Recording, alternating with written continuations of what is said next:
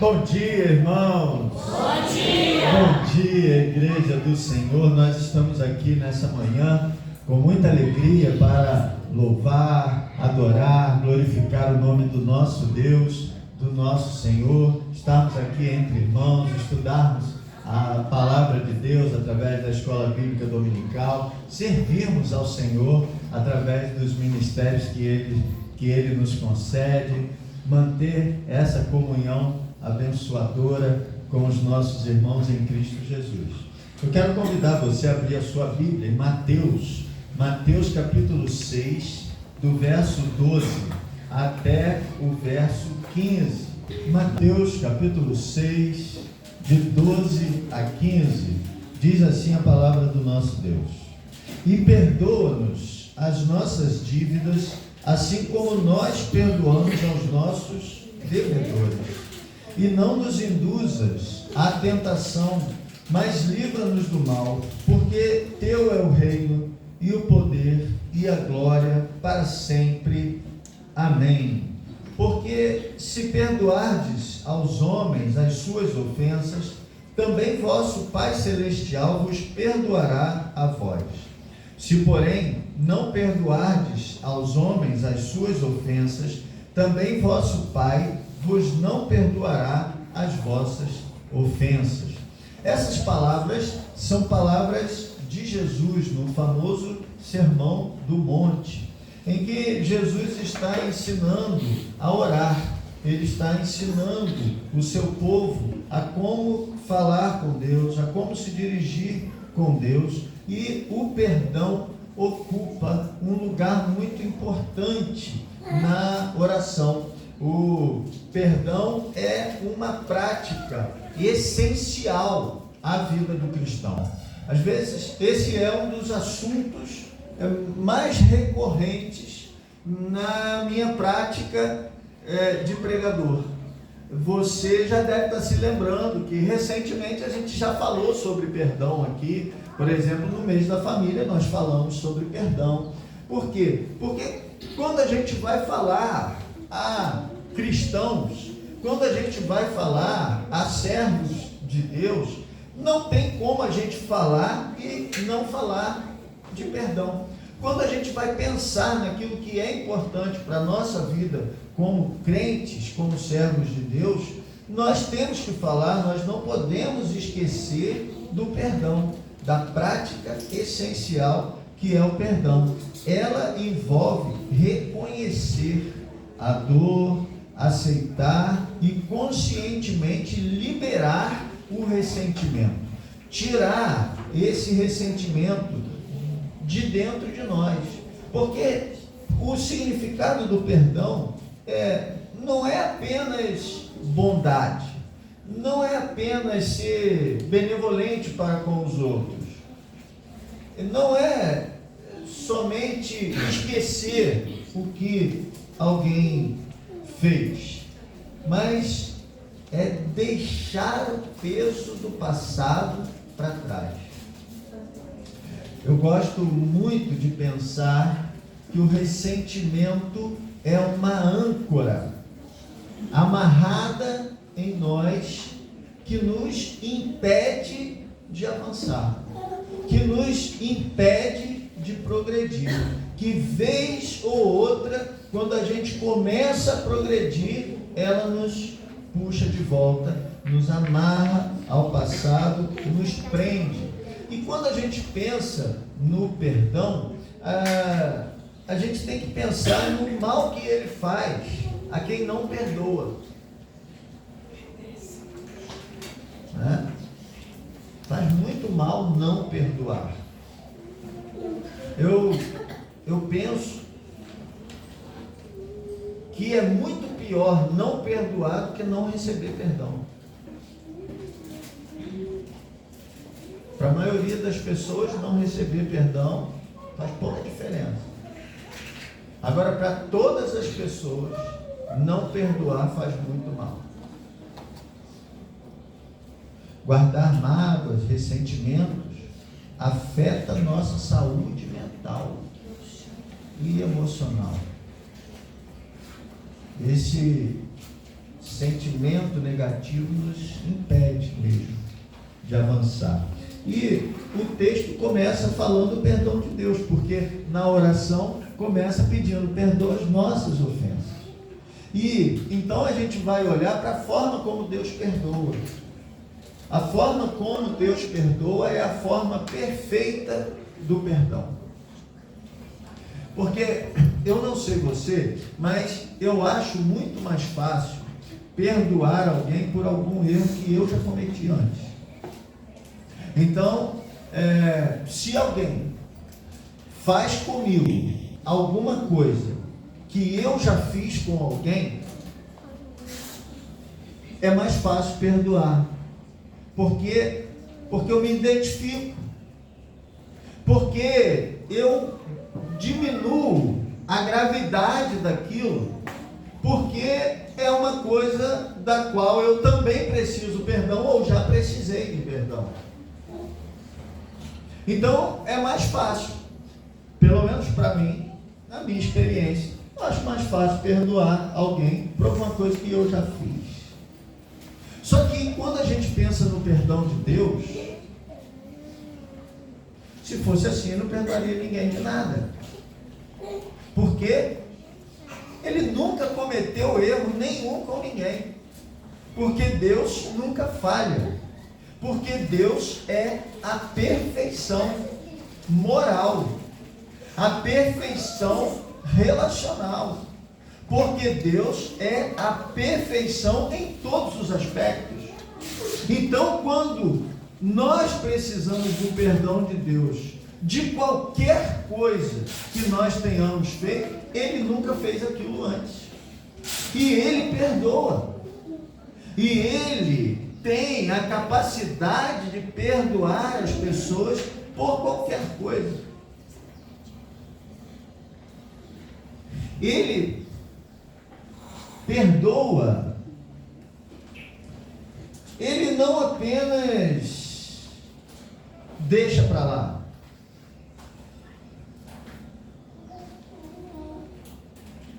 O perdão de Deus não é só deixar para lá. O perdão de Deus não é só não tocar mais no assunto. O perdão de Deus é lançar no mar do esquecimento. É não se lembrar mais daquilo que aconteceu.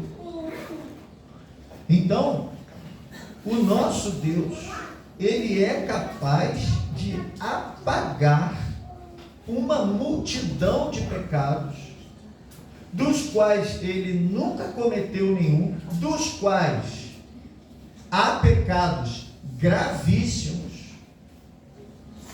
e Ele é capaz de perdoar. E esse perdão de Deus é um perdão que nós não merecemos. Porque, assim, eu quero aproveitar para a gente aprender a pedir perdão. Porque tem gente que diz que está pedindo perdão, mas na verdade ele está justificando o que ele fez. Então, eu quero te pedir perdão, mas eu fiz isso porque foi um momento de fraqueza. Eu quero pedir perdão, mas eu fiz isso porque eu não tinha outra alternativa. Mas eu fiz isso porque a carne é fraca. E aí a gente vai estabelecendo como pedido de perdão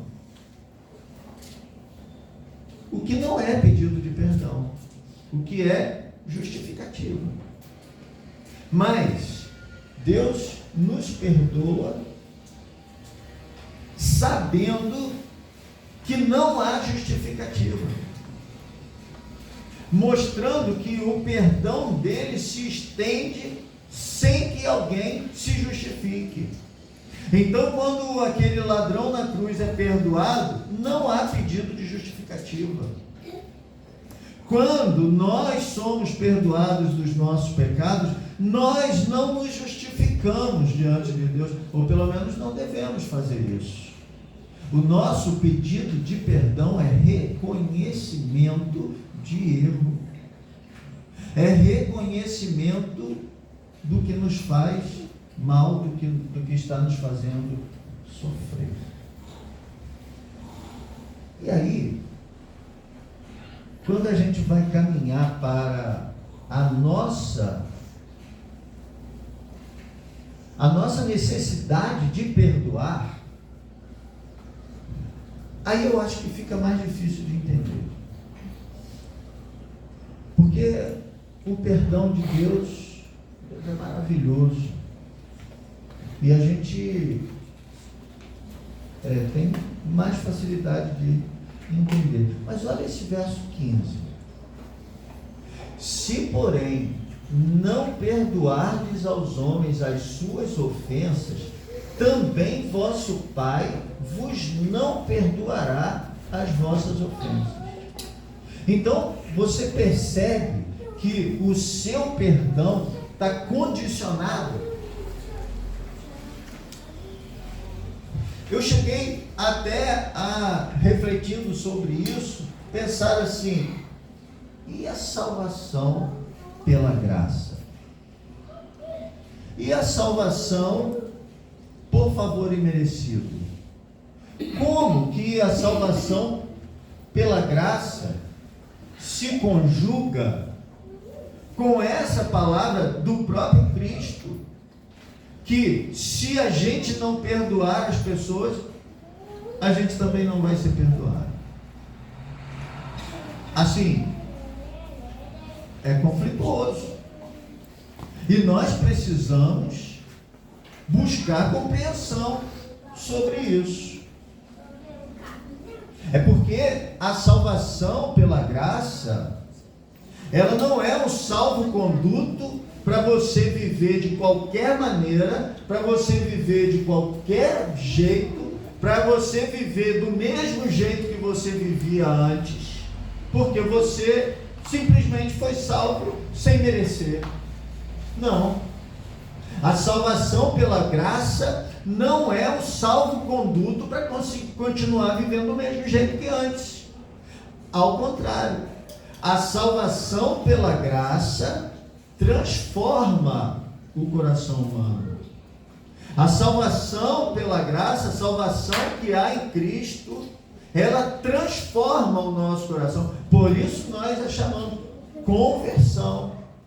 É mudança de mente, mudança de coração, é ser diferente, é olhar para o outro de outro modo, é receber o Espírito Santo dentro de nós, e isso faz diferença na nossa vida, e isso modifica o nosso jeito de nos relacionarmos com as pessoas.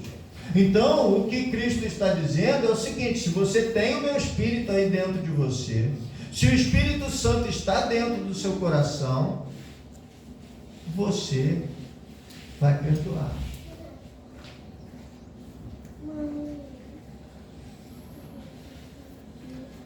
Se você não perdoa,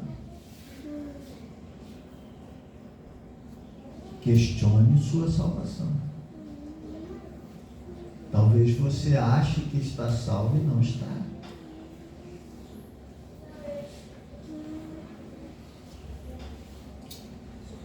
Talvez ainda esteja faltando receber o que de melhor há de Deus, a transformação da vida. Perdoar não é opcional. Perdoar é condição necessária. Mesmo quando alguém nos prejudica ou nos trai, precisamos perdoar. Devemos lembrar que todas as pessoas erram, que todas as pessoas aqui ou ali ou acolá precisam de perdão, lembrar que nós também erramos e precisamos do perdão. Ser um cristão significa perdoar o indesculpável. Ser um cristão de verdade significa perdoar qualquer ofensa. Não tem aqui um teto, não tem aqui um limite. Eu me lembro de quando Pedro perguntou a Jesus: quantas vezes eu devo perdoar o meu irmão? Até 7 vezes.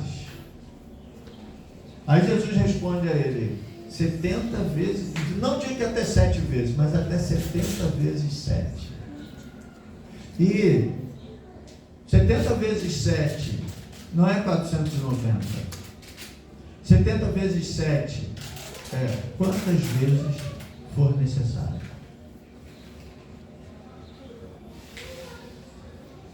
E eu gostaria que você pensasse comigo se isso foi uma notícia ruim ou uma notícia boa para Pedro.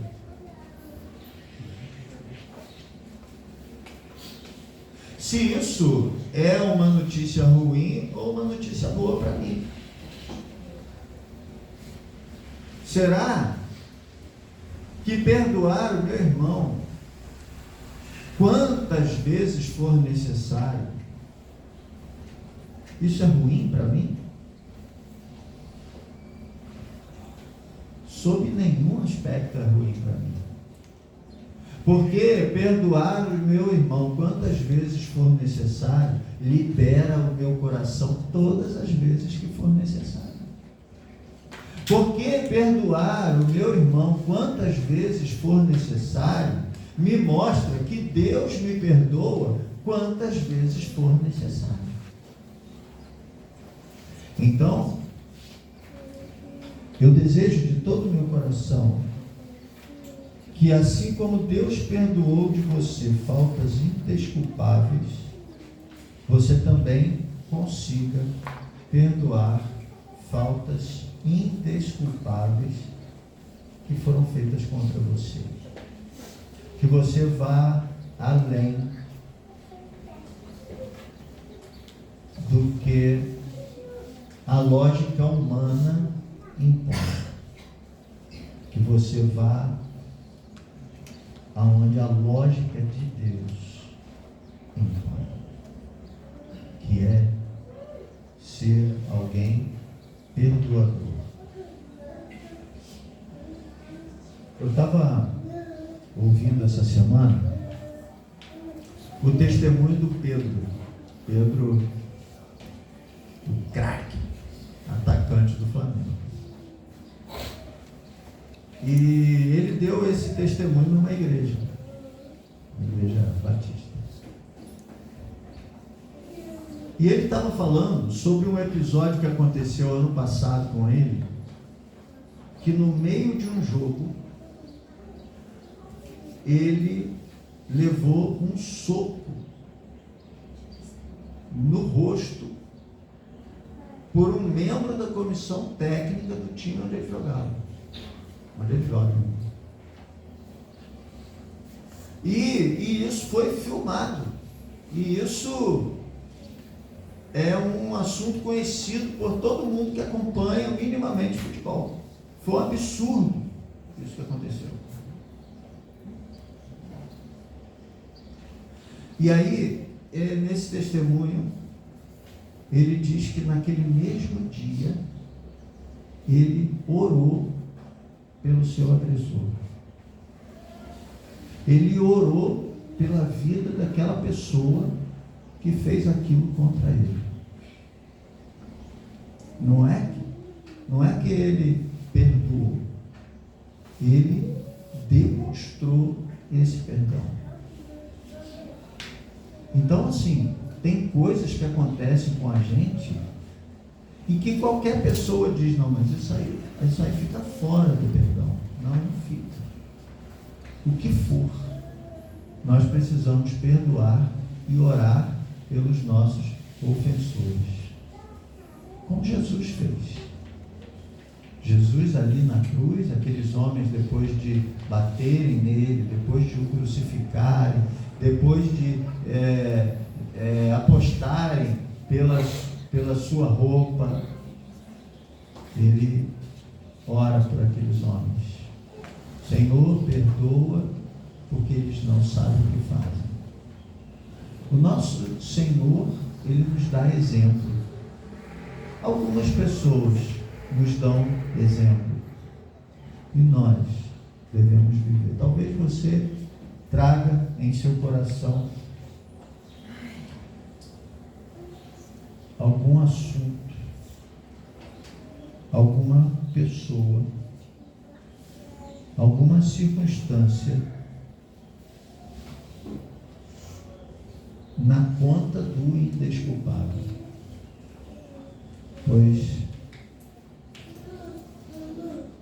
eu quero levar a você essa necessidade de perdoar essa falta, de perdoar essa atitude, essa circunstância, a liberar o seu coração disso que te prende, que te traz, que falta a sua memória. Aprenda com Deus a perdoar e perdoe. E hoje ainda, ore por essa pessoa. E hoje ainda, ore agradecendo a Deus por libertar o seu coração desse rancor que te prende. Pai querido, muito obrigado por essa manhã, esse dia tão maravilhoso, dia do Senhor, em que nós, como igreja, nos reunimos em tua casa, louvamos o teu nome e nos confraternizamos em comunhão com nossos irmãos, ouvimos a tua palavra, cantamos hinos de louvor ao Senhor, dedicamos nossos dízimos, nossas ofertas, realizamos nossos ministérios. Nós te agradecemos por esta palavra contundente que toca os nossos corações nesta manhã, que nós tomemos as decisões e as atitudes que precisam ser tomadas. Ó Deus querido, abençoa aquelas pessoas que nos feriram, que nos maltrataram. Abençoa-os para o bem deles e libera o nosso coração. Nós perdoamos, aprendemos contigo e te louvamos pelo teu perdão a nós estendido. Essa é a nossa oração, agradecidos, em nome e por amor de Jesus Cristo, nosso Senhor e Salvador. Amém?